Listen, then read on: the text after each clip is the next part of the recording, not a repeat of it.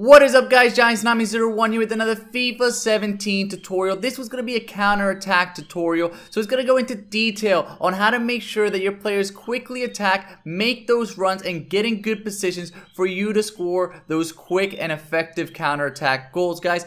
As always, though, make sure to check out all my previous tutorials. Got tutorials to everything in FIFA 17, including attacking, defending, passing, you name it, I got it. And make sure to subscribe so you don't miss out on any future ones. Alright, guys, the first thing you guys got to remember is that there's quite a few factors that go into making sure that your team is going to be a good counterattack team. The first thing is formations. There's a lot of different formations that will help you out with these counterattacks. The 4-3-3, the fourth variation of that, is really solid. I have a formation guide on it. You guys just check it out. It's really solid for counterattacks. Also, instructions. If you really want to do a lot of counterattacks, make sure especially to tell your attackers, your wingers, and your strikers to stay forward and to get in behind. That way they're looking to make those runs. They're a little bit more aggressive and they're not way back on defense, because if they're way back on defense, it's going to be very hard for them to go up and into that counterattack position. Also, stats. You want to make sure they're pacey players with good work rates.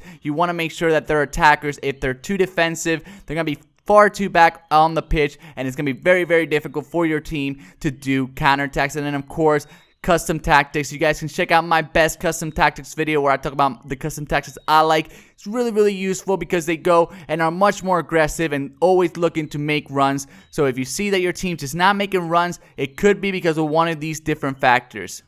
So like I said, guys, there are some formations that are really good for the counterattack. The fourth variation of the 4-3-3 for me has been the most useful one. It's extremely solid, allows your players to really make those runs and get into position quickly. As you see here, he ends up fouling me after I do a quick counterattack off of his goal kick. Here you're going to see another example, and this is very important. It's another thing you guys got to note when counterattacks.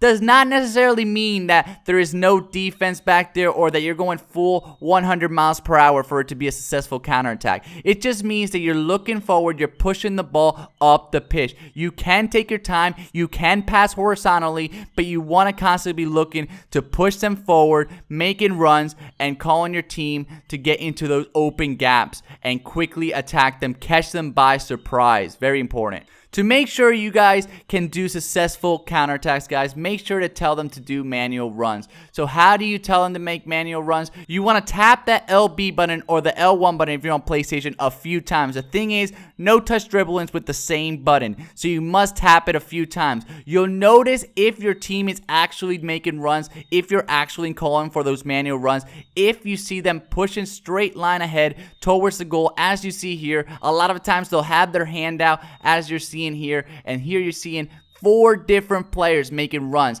Great for the counterattack. You really want to attack them quickly. Make sure to tap that LB button. Make sure to tell them to make those runs, get into those open gaps, and abuse those defenders that are just caught off guard. They're not really back enough. They're pushing too far up the pitch, and it allows you to score a ton of goals. So make sure to notice that. Make sure if you see that your players just aren't making runs, they're not pushing forward, tap that LB button or the L1 button a few times to make some of them make some runs. Another thing that could help is the 1-2 pass, which is done by pressing the LB and the A button at the same time, or the L1 and the X button if you're on PlayStation. The great part about this is, as you're seeing here, I'm passing the ball with this LB and A button, and then as soon as he passes the ball, he's going to go on a straight run towards the goal. As you see here, he's got his hand out. He's calling for the ball, and he's making a run towards the goal. So again, if you see that your players just are not making runs, they just don't seem to be pushing up the pitch, a great way is either to do the manual runs or to do these 1-2 passes